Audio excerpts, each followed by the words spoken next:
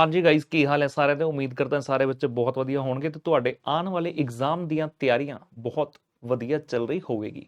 ਤੇ ਉਸੇ ਤਿਆਰੀ ਨੂੰ ਚਾਰ ਚੰਦ ਲਗਾਉਣ ਦੇ ਵਾਸਤੇ ਆਪਾਂ ਆਪਣੀ ਇੱਕ ਸੀਰੀਜ਼ ਸਟਾਰਟ ਕੀਤੀ ਹੋਈ ਹੈ ਜੀ 21 ਡੇਜ਼ ਚੈਲੰਜ ਦੀ, ਜਿਹਦੇ ਵਿੱਚ ਆਪਾਂ ਆਪਣੇ ਸਾਰੇ ਸਬਜੈਕਟਾਂ ਦਾ, ਤਿੰਨੋਂ ਸਬਜੈਕਟਾਂ ਦਾ 21 ਸੈਸ਼ਨ ਲੈ ਰਹੇ ਨੇ। ਹੋਲ ਸਿਲੇਬਸ, ਸਾਰੇ ਸਿਲੇਬਸ ਨੂੰ 21 ਪਾਰਟ ਵਿੱਚ ਡਿਵਾਈਡ ਕਰਕੇ।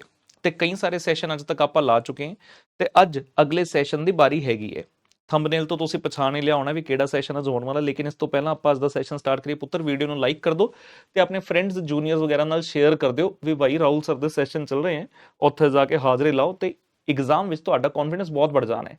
ਤੇ ਨਾਲ ਹੀ ਨਾਲ ਜੇ ਤੁਹਾਨੂੰ ਸਾਡੀ ਟੀਚਿੰਗ ਪਸੰਦ ਆਉਂਦੀ ਹੈ, ਜੋ ਕਿ ਉਮੀਦ ਕਰਦਾ ਹੈ 100% ਆਉਂਦੀ ਹੋਵੇਗੀ, ਬਿਕੋਜ਼ ਆਪਾਂ ਬਹੁਤ ਜ਼ਿਆਦਾ ਐਫਰਟ ਤੇ ਬਹੁਤ ਜ਼ਿਆਦਾ ਮਿਹਨਤ ਉਹਦੇ ਵਿੱਚ ਪਾਉਂਦੇ ਹਾਂ, ਤਾਂ ਪਲੀਜ਼ ਆਪਣੇ ਫਰੈਂਡ ਤੇ ਜੂਨੀਅਰ ਨੂੰ ਰਿਕਮੈਂਡ ਵੀ ਕਰਿਓ that for all the 3 subject advance account cost FMSM they can definitely choose us either for regular or for fast tech.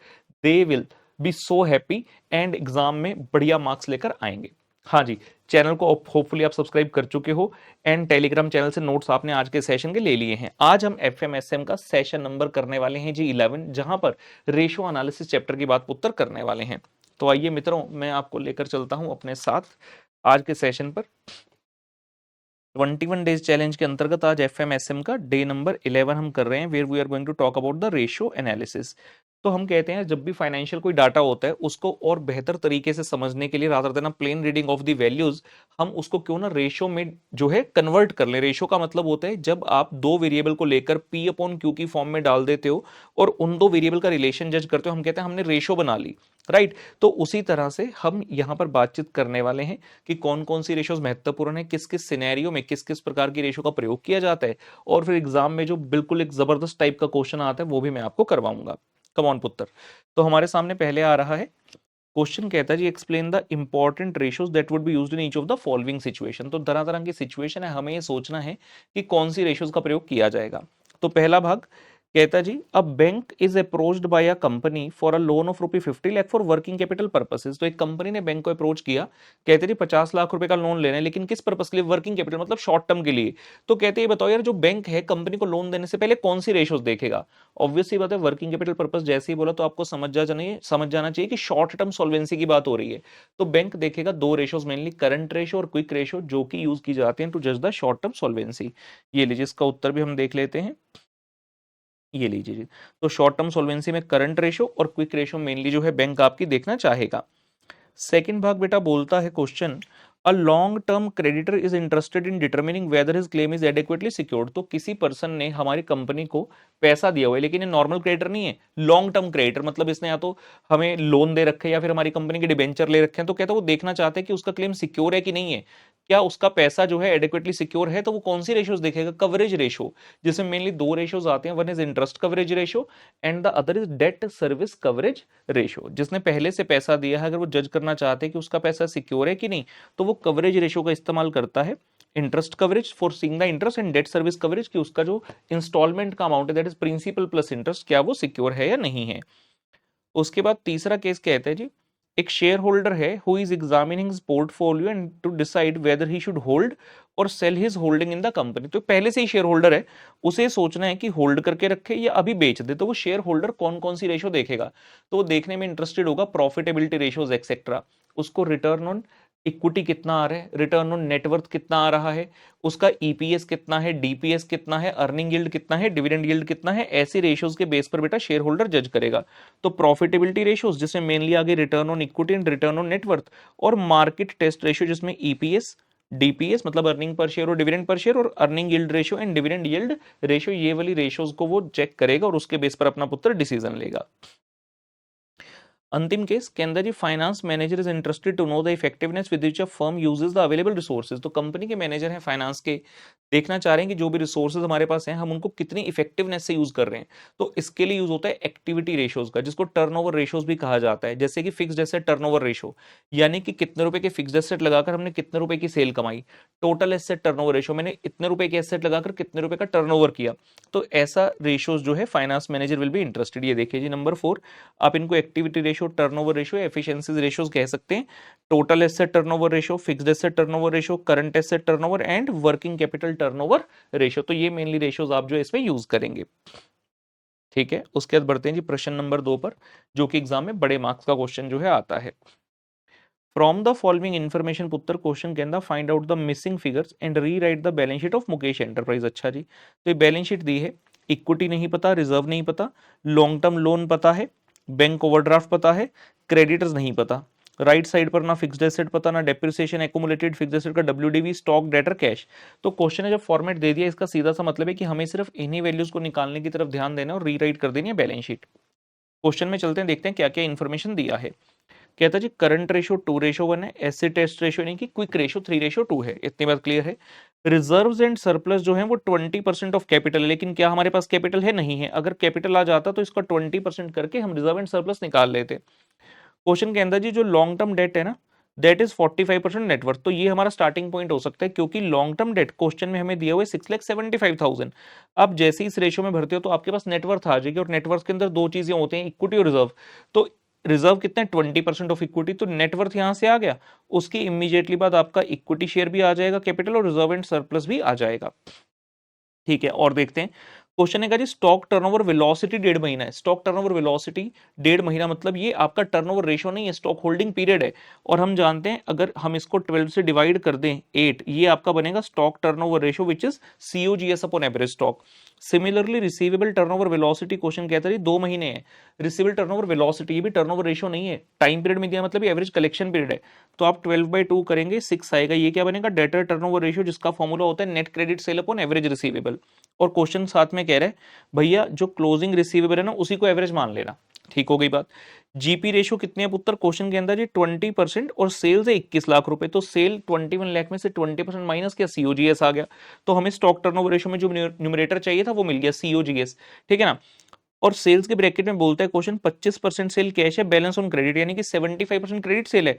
तो डेटर टर्नओवर रेशो का जो न्यूमरेटर है नेट क्रेडिट सेल, वो अपने को मिल गया। क्वेश्चन साथ में कहता है भैया जो क्लोजिंग स्टॉक है ना 40,000 मोर देन ओपनिंग स्टॉक है, तो स्टॉक टर्नओवर रेशो से जब आप एवरेज स्टॉक निकालेंगे, एवरेज स्टॉक का फॉर्मूला होता है opening stock plus closing stock divide by 2। तो ओपनिंग तो ओपनिंग लिख देंगे, और क्लोजिंग कितना है? 40,000 प्लस ओपनिंग, तो यहां से आपको ओपनिंग और क्लोजिंग दोनों आ जाएगा, और जो क्लोजिंग आएगा वो आप अपनी बैलेंस शीट में जाकर लिख लेंगे। साथ में लास्ट एक चीज बताते हैं, कहता भैया जो एक्यूमुलेटेड डेप्रिसिएशन है ना that is 1/6 of the original cost. मतलब अगर मान लो फिक्स्ड एसेट की कॉस्ट है 120, तो डेप्रिसिएशन है 1/6, मतलब 20, और ये आएगा 100 आपका। इसको हम लास्ट में कर लेंगे, क्योंकि इसके लिए कोई फॉर्मूला ऐसा नहीं दिया, तो ये तो बैलेंसिंग फिगर ही हमारी जो है आएगी। बाकी सब चीजें हम डिड्यूस करते हैं। आइए जी स्टार्ट करते हैं बेहतरीन प्रश्न की। हाँ जी, तो क्वेश्चन में सबसे पहले यूज कर रहे हैं इस रेशो का, long term debt is equal to 45% of net worth. तो लॉन्ग टर्म डेट कितना है? 6,75,000, तो नेटवर्थ कितना आ जाएगा? 6,75,000 डिवाइड बाय 45% पुत्र 15 लाख रुपए। और जैसे ही नेटवर्थ आ गया हम कह देंगे भैया जो नेटवर्थ है that is equity share capital plus reserves and surplus. तो नेटवर्थ है 15 लाख, इक्विटी को इक्विटी लिया, रिजर्व एंड सरप्लस उसने बताया था 20% ऑफ इक्विटी शेयर कैपिटल है। So from here you will get your equity share capital as 12.5 lakh, और रिजर्व एंड सरप्लस कितना है इसका? 20% यानी कि 2.5 लाख। तो हम बैलेंस शीट में जाकर ये वैल्यूज लिखकर आ सकते हैं। इक्विटी शेयर कैपिटल मिल गया, रिजर्व सरप्लस मिल गया, लॉन्ग टर्म लोन पहले से दिया हुआ था, और बैंक ओवरड्राफ्ट भी पहले से दिया हुआ था। ठीक है, इतना काम करने के पश्चात अब हम क्या करते हैं?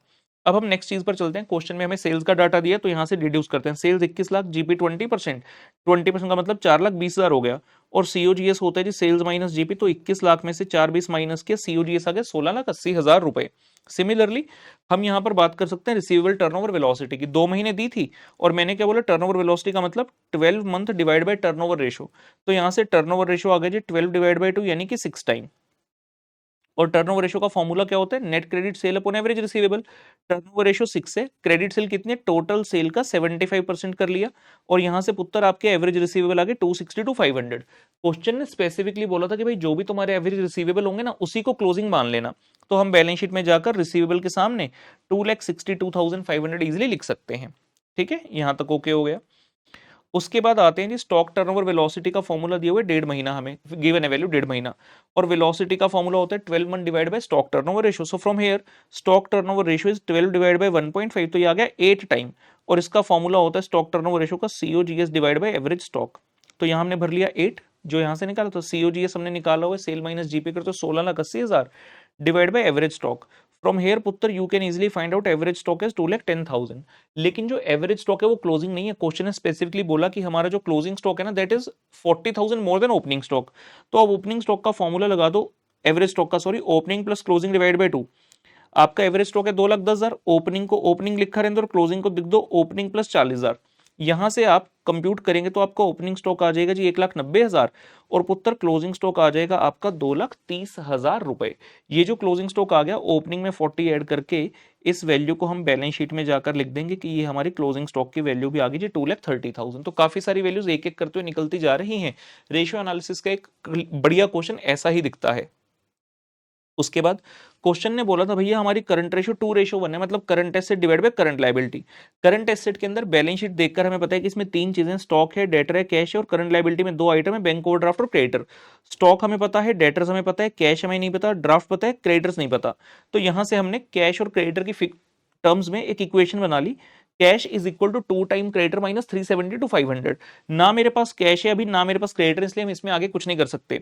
ऑन दी अदर हैंड आपको एसिड टेस्ट रेशियो भी दिया जिसका फॉर्मूला होता है क्विक एसेट अपन करंट लायबिलिटी 3/2।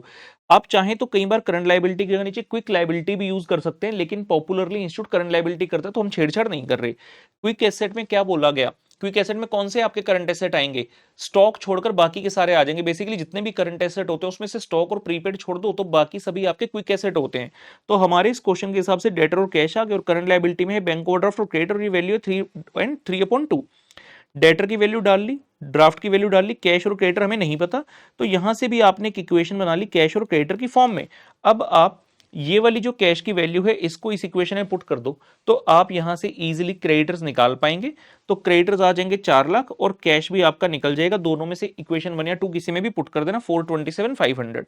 तो ये क्रेडिटर्स आ गए 4 लाख, कैश आ गया 427,500। आपकी लायबिलिटी साइड पूरे तरीके से कंप्लीट है, टोटल किया 26,35,000 आ गया, इधर कॉपी किया, इसमें से स्टॉक डेटर कैश माइनस किए तो ये आपका बैलेंसिंग फिगर आ गया जी फिक्स्ड एसेट का WDV 17,15,000। लेकिन काम अभी खत्म नहीं हुआ बिकॉज हमें ये दोनों चीजें भी ढूंढनी है। और क्वेश्चन ने क्या कहा था, जो एक्यूमुलेटेड डेप्रिसिएशन है that is 1/6 of the cost. तो हम कहते हैं जी let the original cost of fixed asset 6x मान लिया, तो एक्यूमुलेटेड डेप्रिसिएशन कितना है इसका 1/6 यानी कि x हो गया। और WDV कितनी होती है, ओरिजिनल कॉस्ट यानी कि 6x माइनस एक्यूमुलेटेड डेप्रिसिएशन। और आपकी WDV बैलेंसिंग फिगर हमने कितनी निकाली थी, 17,15,000। तो जो 5x है WDV उसको इक्वेट कर लिए 17,15,000 के, तो आपका x आ गया जी 343 और x क्या था हमारा, एक्यूमुलेटेड डेप्रिसिएशन। तो एक्यूमुलेटेड डेप्रिसिएशन आ गया 3,43,000 और आपका ओरिजिनल कॉस्ट था 6x, तो 6 मल्टीप्लाई x कर दिया आपने, जो x निकाला था 343, ये आ गया 20,58,000। तो ये दोनों वैल्यूज आपने यहां पर कॉपी कर दी।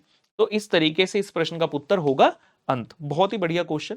एग्जाम में जब भी रेशो का क्वेश्चन आता है आपको एक एक फॉर्मूला यूज करके वैल्यूज निकालते चलनी है आगे और चेन बनाते हुए चलना है, जो वैल्यू आई उसको किसी ऐसे फॉर्मूला में डालना है जहां पर वो वैल्यू यूज होती हो, इस तरह से बढ़ते जाना है आगे।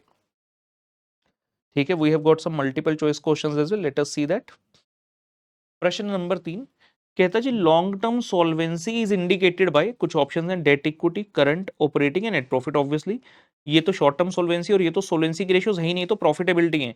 तो आपकी लॉन्ग टर्म सॉल्वेंसी के लिए जो रेशियो देखी जाती है उसका आंसर है जी डेट इक्विटी रेशियो, ये आंसर आएगा आपका इस प्रश्न का। उसके बाद क्वेश्चन कहता है जी हमें observing the changes in financial variable across the year, different year, मतलब मान लो पिछला साल उससे पिछला साल वगैरह को जब मैं कंपेयर कर रहा हूं तो कहते हैं इस कंपैरिजन को क्या बोलते हैं, vertical analysis, horizontal analysis, peer firm analysis या इंडस्ट्री एनालिसिस। उसने कहीं आपको ये कहा कि आप किसी और फर्म या इंडस्ट्री से मैच करो, नहीं, तो भाई ये दोनों तो आंसर ही नहीं है। बात बची वर्टिकल और हॉरिजॉन्टल, जब आप एक ही ईयर में जब देखते हैं चेंजेस ऑब्जर्व करते हैं उसको हॉरिजॉन्टल बोलते हैं, और जब ओवर द वेरियस ईयर्स देखते हैं तो उसको बोला जाता है हॉरिजॉन्टल एनालिसिस। जब एक ही साल में देख रहे हैं तो वर्टिकल एनालिसिस होता है, जब डिफरेंट ईयर्स का देख रहे हैं तो हम बोलते हैं हॉरिजॉन्टल एनालिसिस। तो ये इस प्रश्न का उत्तर बनेगा जी। बढ़िया सेशन रहा। रेशियो एनालिसिस का नेक्स्ट सेशन में मिलेंगे आपके साथ, एफएमएसएम के डिविडेंड डिसीजन की बात करेंगे, तब तक के लिए बाय बाय।